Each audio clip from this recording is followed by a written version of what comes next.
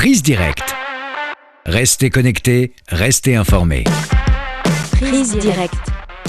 Restez connectés, restez informés. Le forum Lanting sur la modernisation à la chinoise et le monde s'est ouvert le 21 avril à Shanghai.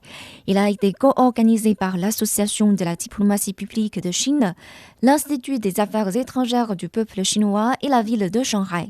Des représentants de gouvernements, de think tanks et de médias de près de 80 pays y ont participé.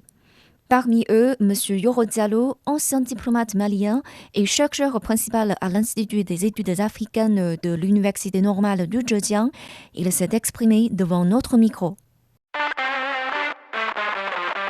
Prise directe. L'invité. Bonjour M. Diallo, quelle est votre perception du thème la modernisation à la chinoise et le monde? Vous venez d'assister à la session d'ouverture du forum ce matin à Shanghai, où vous avez suivi la lettre adressée par le président chinois Xi Jinping à l'événement, ainsi que l'allocution du ministre chinois des Affaires étrangères, M. Qin Gang. Qu'est-ce que vous avez retenu de ces discours? Merci madame, bonjour. J'ai eu le plaisir et l'honneur d'être parmi les illustres invités à participer à ce forum intitulé Modernisation à la chinoise et le monde. Cet événement qui nous a réunis aujourd'hui à Shanghai a révélé encore une fois aux yeux du monde la grande ouverture de la Chine. Et ce forum a montré toute sa qualité par rapport à la diversité des participants venus de tous les coins du monde, je dirais, d'Asie, d'Afrique, d'Europe et d'Amérique, pour échanger par rapport à la modernisation à la chinoise. Nous avons eu le plaisir et l'honneur, l'insigne honneur, le privilège d'écouter le message que le président Xi Jinping a adressé au forum. Et ce message-là a été lu par le ministre des Affaires étrangères de Chine et qui a été beaucoup applaudi par les participants. Ce message nous a apporté plus d'une fois la preuve de l'intérêt que le président Xi Jinping attache à la modernisation, à la chinoise, à la modernisation du monde entier. Et ce message nous a permis de comprendre très brièvement les éléments constitutifs de la modernisation à la chinoise, l'évolution de la modernisation à la chinoise, l'objectif final de la modernisation à la chinoise. Et ce message suivi du discours du ministre des Affaires étrangères de Chine a été un point important de cette rencontre.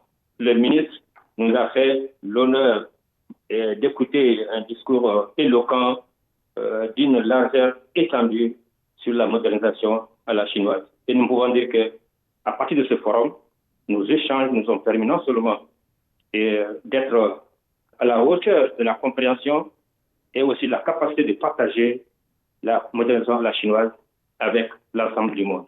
La modernisation est aujourd'hui le rêve non seulement du peuple chinois, mais aussi de tous les peuples du monde. Et nous pensons que la modernisation à la chinoise ne sert pas seulement que la Chine. La modernisation à la chinoise sert le monde entier et constitue un exemple, à mon avis, pour les pays en développement, notamment pour les pays africains.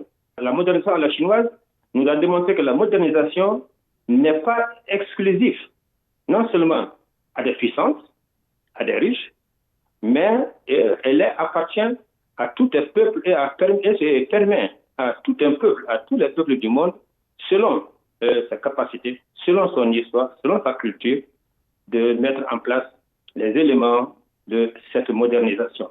Et nous pensons aujourd'hui que les initiatives que le président Xi Jinping a offertes au monde depuis 2013, je pense à Belt and Road, la ceinture et la route, et aussi tout dernièrement la civilisation globale, la civilisation mondiale, l'initiative, la civilisation mondiale, sont des initiatives qui nous permettent de comprendre que la modernisation est liée à tous ces éléments sur le plan national, sur le plan international, pour permettre non seulement aux pays d'évoluer, mais permettre au monde d'évoluer chacun de son côté, mais aussi ensemble, et permettre au peuple de tous les pays d'atteindre la satisfaction et je peux dire de réaliser le rêve de paix, de justice et de développement dans ce monde.